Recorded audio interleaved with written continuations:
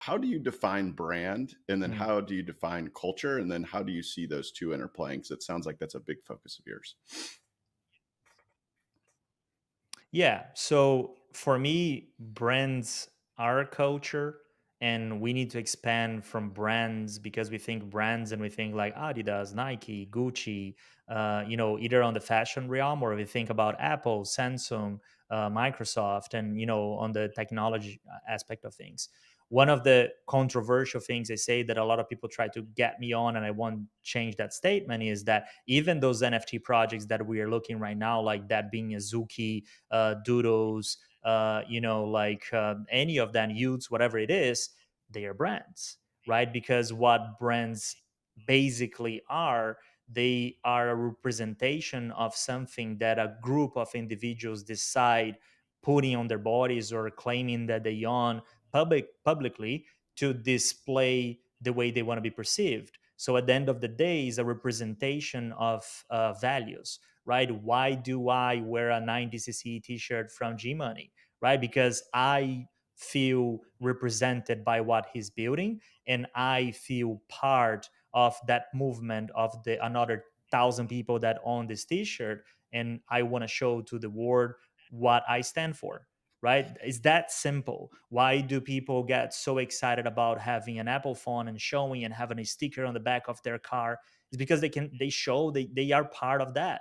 Apple built their brand to be the disruptive, the one that that famous video of throwing the hammer on Big Brother, like the creators and all of that, so people feel part of that community and feel represented by that Apple, right, as a logo. So for me, that's what brands are, and at the same time, that's exactly what culture is, right? When you think about like you going around, in the 90s wearing a ACDC t-shirt represents what part of the culture you belong to, right? When you are carrying a skateboard around town, just hanging out with your friends, it represents what part of culture you are, right? And a lot of that is connected to brands as well, because that skateboard, no matter the brand that it has, it is a branding element of yours, right? You mentioned at the beginning, my pink beanie, it is an element of who I stand for and the things I stand for, and that's become an icon of how people perceive me, right? And maybe in the future, people want to have the pink beanie because they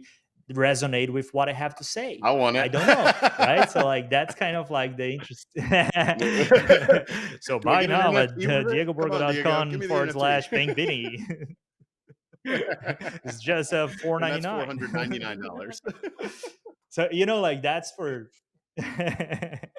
that's for me, like the where things are connected, right? So you have brands, you have culture, and again, that's the space I've been navigating throughout my whole life. But what really changed the game right now at the stage we are with Web3 is that we are adding technology to that mix, right? And that's what makes this major powerhouse. And we tend to think about technology as well as just kind of like computer and software, but technology literally could have been like fire. Some would argue the Fire is a best. technology, right? Paper was a technology, brush is a technology, paint is a technology, right? So when you had different renaissance in art, for example, because you now had different techniques of utilizing a technology, or you have new technologies that you can utilize to create art differently, that is a moment where culture and technology got together, right? And now it's happening again, because for me, the metaverse is not a channel. The metaverse is a medium for you to tell stories, connect with people, and express, different creative elements within it. NFTs as well, apart from being a technology, is also a medium that can be used that is connecting culture and technology, right? So that's kind of like what is so exciting for me, and that's why I see this very clear blend between culture and brand being culture and culture being brand. Because it's just undeniable. But then what is exciting now is that we are adding technology to it, and that what makes the whole thing different. And for me, every single time, and you can look back and past from the printing time to radio, TV, internet, e-commerce, social media, all those milestones in history that change the ways of communication are connected with culture and technology. And that's why I think that Web3, metaverse, NFT, blockchain, cryptocurrency, DAOs, DeFi, and all of that are at the forefront of this new revolution of the evolution of the web. Yeah, I love that. When I hear you talk about culture, uh, and this may be a bit of confirmation bias, but I hear collective identity, right? It is society's identity as a culture, right? You have different societies that are forming out of this. I think, and one of the things that's always interested me has been like the network state by Balaji.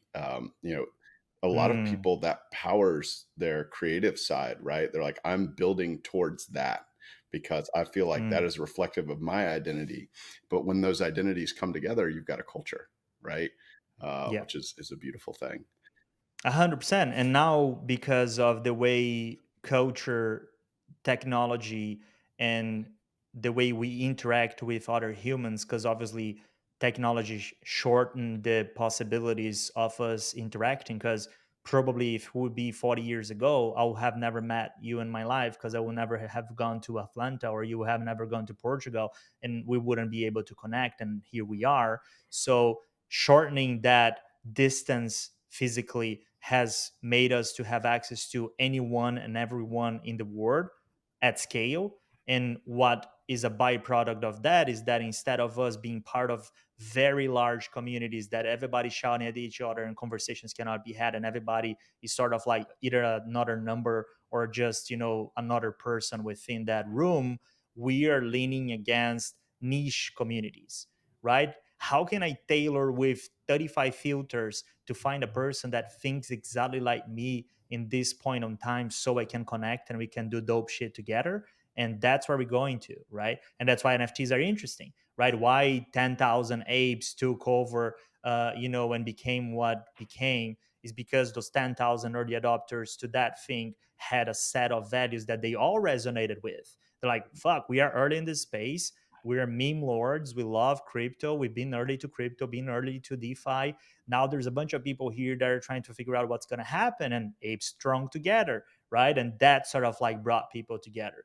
And the whole speculation and money making came after that. But until that point, was mainly focused on culture and micro communities, right? The concept of 1,000 true fans is exactly that, right? We're going from the mass influence to micro influence as well in social media. So that trend is going forward, and it's gonna be more and more so in the future, which I'm again very excited about because it's much easier now to have access to culture than ever before. Yeah, it's interesting. I remember the first time I was pitched Bored Apes when they were like half an ETH, and the pitch was, "These are for the people that are early, but not early enough for CryptoPunks." And that resonated, right? Like there's a lot of people that's like, "Shit, I want a punk. I want a fucking punk, Yeah, man." And yeah, then these apes come along, and I had a friend who totally bought in, and he bought like 20 apes and started giving them out to his friends.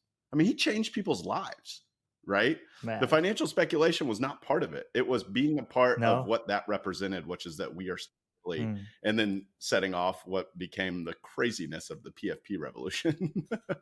yeah, I love 100%. that.